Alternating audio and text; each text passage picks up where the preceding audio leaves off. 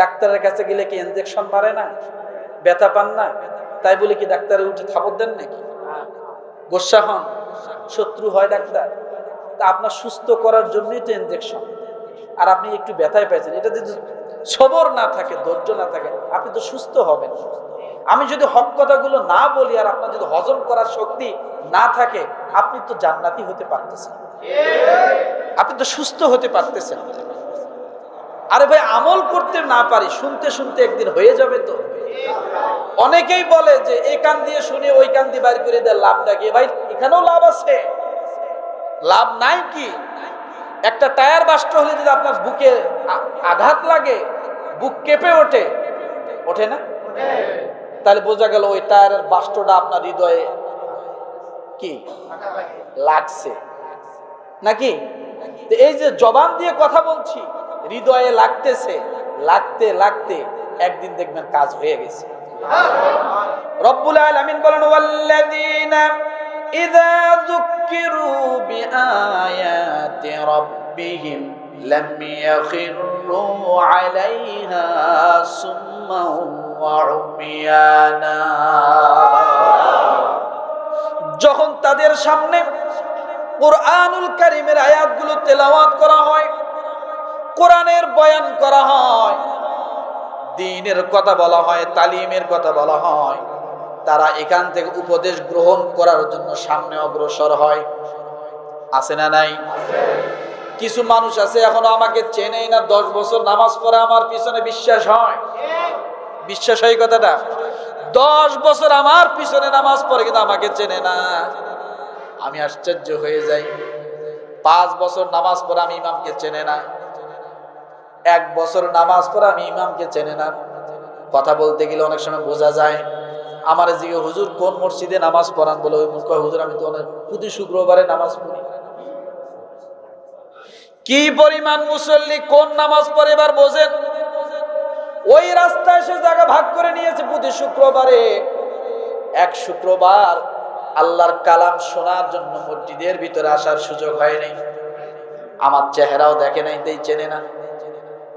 ও মুসলমান, এই জন্য বলি আল্লাহ তাআলা বলেন, ওয়াল্লাযীনা ইযা যুক্কিরু বিআয়াতি রাব্বিহিম লাম ইয়াখিরু আলাইহা সুম্মা ওয়া উমিয়ানা। যখন তাদের সামনে কোরআনের উপদেশগুলো বলা হয়, তখন তারা আগ্রহের সহিত সামনে অগ্রসর হবে, কোরআন থেকে উপদেশগুলো গ্রহণ করবে এবং সাচ্চা সাচ্চা কথাগুলো তাদের জীবনীতে ফিট করে নেবে। তাইলে বোঝা গেল, যাদের প্রতি জুমা বয়ান শোনার জন্য, কোরআন থেকে আলোচনা শোনার জন্য আগ্রহ জাগে, অবশ্যই তারা রহমানের বান্দার পরিচয় পেয়েছে। বলেন সুবহানাল্লাহ। বাড়িয়ে বললাম, বাড়িয়ে বললাম, সত্য কথা, সত্য কথা। 15 বছর এখানে, 15.5 বছর, 16 বছরের কাছাকাছি, অনেক অভিজ্ঞতা। 1 বছর নামাজ পড়ে আমি ইমামকে চিনি না। মুসল্লি কি আর আমি কি। অথচ এক লোক সেই কোনাবাড়ি থেকে আসতো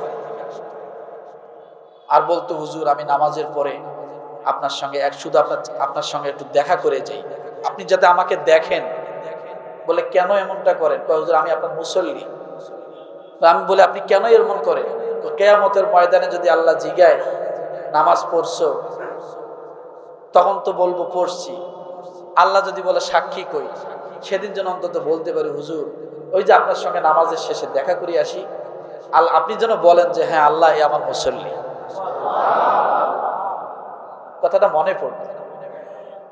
লোকটা এখনো আসে, এখন বোট বাজার থেকে আসে এখানে। ও মুসলমান, এক একজনের ধারণা এক এক রকম। কেউ হুজুর দেখলে দৌড়ায়, আর কেউ হুজুর দেখলে খুশি হয়ে সামনে আসবে। আছে না? কেউ ঝামেলা মনে করে, কেউ বন্ধু মনে করে। আছে না? কি নিয়ে শত্রুতা করে? টাকা পয়সা, জমি জমা, বাড়ি গাড়ি দখল নিয়ে। আলেম ওলামা কি দখল করে? আপনার ঘরে যায় জোর করে খাইতে চায়? তার কি নিয়ে শত্রুতা করে? একটু হয়তো হক কথা বলে, একটু অনেক সময় গায়ে লাগে, তাই বলে কি শত্রুতা করা লাগে? ডাক্তারের কাছে গেলে কি ইনজেকশন মারে না, ব্যথা পান না, তাই বলে কি ডাক্তারে উঠে থাপড় দেন নাকি?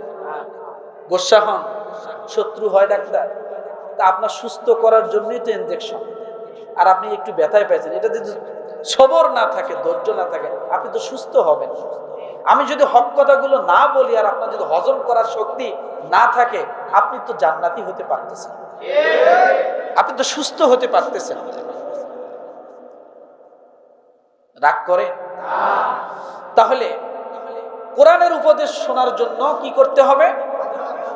রহমানের বান্দা যারা হবে তারা আগ্রহী হবে, আগে আগে যাবে, বসবে যে আজকে কোরআন থেকে কি আলোচনা হয়। আরে ভাই, আমল করতে না পারি, শুনতে শুনতে একদিন হয়ে যাবে তো। অনেকেই বলে যে এই কান দিয়ে শুনে ওই কান দিয়ে বাইর করে দেয়, লাভটা কি? ভাই, এখানেও লাভ আছে, লাভ নাই কি? একটা টায়ার বাস্ট হলে যদি আপনার বুকে আঘাত লাগে, বুক কেঁপে ওঠে, ওঠে না? তাহলে বোঝা গেল ওই টায়ারের বাস্টটা আপনার হৃদয়ে কি লাগছে নাকি? এই যে জবান দিয়ে কথা বলছি, হৃদয়ে লাগতেছে, লাগতে লাগতে একদিন দেখবেন কাজ হয়ে গেছে। আমি আরো উদাহরণ দেই, ইটের ভাটা, ইট খোলায়, চুলা জ্বালায়, মাঝখানে একটা চেলনি থাকে, চঙ্গা থাকে, থাকে না? ওটা দিয়ে কি বাইর হয়? এদিক দিয়ে ঢোকে, ওদিক দিয়ে, কিন্তু এই ঢুকে আর বাইর হইতে হইতে মাঝখানে কিন্তু ওই ওটার নাম কি, চুঙ্গি, যাই হোক, ওটার ভিতরে কিন্তু আস্তে আস্তে কালো কালো ছাই আটকে যায়, যায় কি যায় না? কালো কালো ময়লাগুলো আটকে যায় না ধোঁয়া থেকে? হইতে হইতে এক সময় কিন্তু ওটা বন্ধ হয়ে যাবে। কিন্তু কথা হলো কোনটা?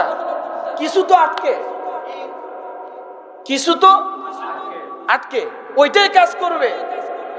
আপনি শুনুন, এক কান দিয়ে আরেক কান দিয়ে বাইর করেন, সমস্যা নাই। রসুলের হাদিস আছে, এক কবরস্থানের পাশ দিয়ে রসুল যাচ্ছে, তো দেখে কিছু মাথার খুলি, ওই মাথার খুলি থেকে আওয়াজ আসতেছে। সাহাবায়ে কেরাম বলছেন, ইয়া রাসূলুল্লাহ, এটা কি? বলে, দেখো, এই লোকগুলা অনেক ভালো মানুষ ছিল, এরা ভালো কথা শুনতো, এক কান দিয়ে শুনতো, যদিও আরেক কান দিয়ে বাইর করতো, ওইটাই আল্লাহ তাআলা তার জন্য মাফের ঘোষণা করে দিয়েছে। এই আওয়াজটাই তো শোনার অনেকের ভাগ্য হচ্ছে না, হচ্ছে? দেখেন নাই কি এখন রাস্তাঘাটে মানুষ বেকার আছে না? এটাই তো শোনার ভাগ্য হচ্ছে না। আপনাকে যে আল্লাহ নিয়ে আসছে এক কান দিয়ে শুনে আর বাইর করার মতো, আপনি মনে করেন আল্লাহর অর্ধেক পথে চলে আসছে, বাকিটা কবুল করে আল্লাহ বাকিটা পরিপূর্ণ করে দেবে নাকি? রাগ করলে? তাহলে ওয়াজ মাহফিল হোক, কোরআনের আলোচনা হোক, দ্বীনের তালিম হোক, আমরা যাব কি যাব না? বসবো কি বসবো না? এটা হলো রহমানের বান্দার 10 নাম্বার গুণ।